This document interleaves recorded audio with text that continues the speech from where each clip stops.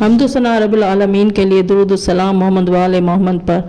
25 زکوٰۃ کو پروردگار عالمین نے روئے زمین کو خانہ کعبہ کے نیچے سے بچھایا۔ 25 زکوٰۃ کا وہ دن ہے جب پروردگار عالمین نے زمین کو بچھایا خانہ کعبہ کے نیچے۔ 25 زکوٰۃ کے اعمال میں روزہ رکھنا بہت زیادہ افضل ہے۔ 60 دنوں کے روزے کا ثواب ملتا ہے۔ جن مومنین کا روزہ قضا ہے ان کو چاہیے کہ 25 زکوٰۃ کو مستحب کی نیت سے روزہ رکھے، اور ان کو پروردگار عالمین قضا روزوں کا بھی ثواب عطا فرمائے گا اور مستحب کا بھی ثواب عطا فرمائے گا، کیونکہ بہت زیادہ افضل ہے کہ روزہ رکھے۔ تاریخ میں آیا ہے کہ 25 زکوٰۃ کو امام صاحب عصر الزمان جل فرجم کا بھی ظہور ہوگا، کیونکہ 25 زکوٰۃ کو پروردگار عالمین نے خانہ کعبہ کے نیچے سے روئے زمین کو بچھایا۔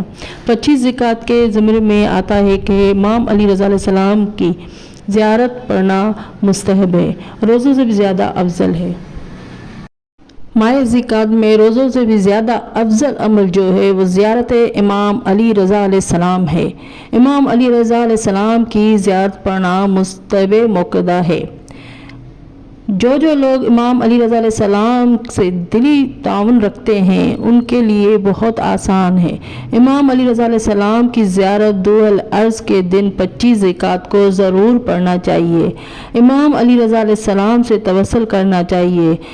امام موسیٰ بن جعفر باب الحوائج ادرکنی کے فرزند ہے۔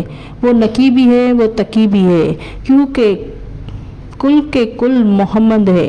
آئمہ علیہ السلام کا قول ہے کہ کل کے کل ہم محمد ہے، کہ کل کے کل ہم علی ہے، اور کل کے کل ہم محمد ہے۔ اللہم صلی علی محمد وآل محمد۔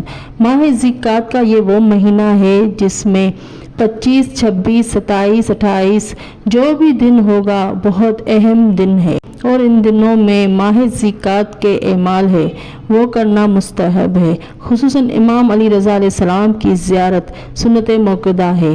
زیارت کے کچھ الفاظ میں بیان کرتی ہوں۔ السلام علیک یا غریب الغربا، السلام علیک یا معین الضعفاء والفقراء، السلام علیک یا مغیث الشیعۃ والزوار فی یوم الجزاء، السلام علیک یا شمس الشموس، السلام علیک یا انیس النفوس ایھا المدفون بارض طوس، السلام علیک یا علی بن موسیٰ رضا قدر و قضاء ورحمۃ اللہ وبرکاتہ، اللہم صلی علی محمد وآل محمد وعجل فرجہم اجمعین۔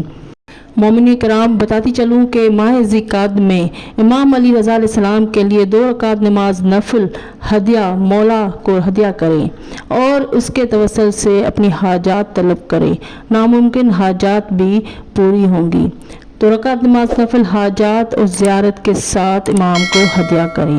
اللہم صلی علی محمد وآل محمد وعجل فرجہم اجمعین۔